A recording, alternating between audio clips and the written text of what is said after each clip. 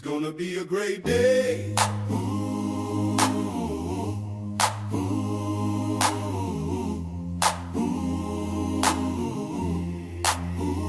The sun is shining, the day is bringing surprises, so I gotta do my thing and help my friends win. We're on a collective mission to elevate our positions, to collect the funky dividends. So I offer a helping hand to my fellow sisters and brothers, encouraging them to... Hi everybody, welcome back to Fire with Dr. Ninja Turtle. We are doing my end of November monthly spending. You can see that I spent no money on my car and no money at Publix, so we're off to a good start. For restaurant spending, only $8.88. Vacation gas, $16.45 because I went on a weekend retreat in November, but that was paid for in prior months. For regular gas, I spent $55.39. For medical this month, I spent $125.09 for my doctor's appointment and my A1C monitors.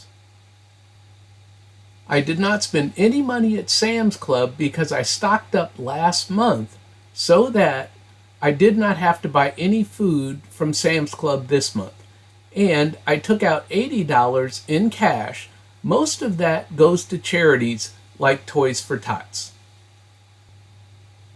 Let's look at my totals. At Walmart, which is where I spend most of my money every single month, is $280.55 for a grand total in November of $566.36. So for the first time this year, I am below my $900 a month goal. And this is what is normal for me when I'm not traveling on vacation, is less than $900 a month. Let's look at how much I spent on my credit card and how much I paid off on my credit card this month. I started the month with a balance of $6,642.45. I made payments on the credit card of $8,533.86. So where did that money come from? It came from my teaching income and it came from my rental cash flow. This month I had the best rental cash flow ever, but because it's variable, it will not continue at this level. Also, my teaching income, which is good in November and December, will drop off dramatically in January. So my current balance on my credit card is $167.16. Basically, I'm making hay while the sun shines. On my line of credit, which will be my next debt to pay off, I started the month with $30,308.18, and I put $3,210.87 on the credit card with interest of $802.69 for an ending balance, because I like even numbers, of $30,000. And so that's where we'll start December, is one, paying off the credit card, the rest of the credit card, plus charges that I'm expecting to come in December. I'm buying a new carport. I will pay all of those and pay down on my $30,000 line of credit in December. So to give a total for November, we started the month with $36,950.63 in debt. We ended the month at $30,167.16. So during the month of November, again, I punched debt in the face. I paid off $6,783.47. Let's look at how much I made or lost in my retirement accounts in the month of November. I lost $2,300 in my retirement accounts because I have aggressive growth accounts in my teaching retirement accounts.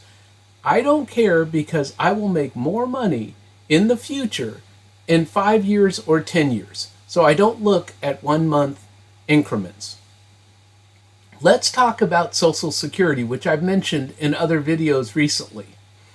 Starting in January, I will take Social Security, so the first check comes in February. I am estimating that my first check in February will be $2,800. For my new house, and I'm being conservative on my estimates, is $1,500. Now, I think it will be a lot less than that. All in, we're including taxes, insurance, payments, everything. I think it will be less than that, but I'm being overly cautious.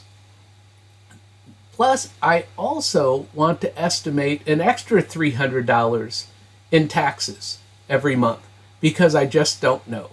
So, I want to say that I will have $1,000 in cash flow that I will use to, 1, pay down my debts, 2, create my prudent reserve, which I've talked about, and 3, invest in my brokerage account. So that $1,000 every month is going to have 3 jobs before it ever arrives. Let's look at my savings rate for the year. Back in April, it was 70.52% because I was putting 100% of my teaching income into my retirement accounts. Then I started bringing the money home because I bought rentals this year and I needed to pay off debts related to buying more rentals in 2025. Since I've been bringing home my teaching income, my savings rate is now down to 33%, which is still a high savings rate, but in 2026, I want to take it back up to 70% savings rate. So the quote of the day is, shift from being a consumer to being an investor and an owner. Remember, never let your past determine your future.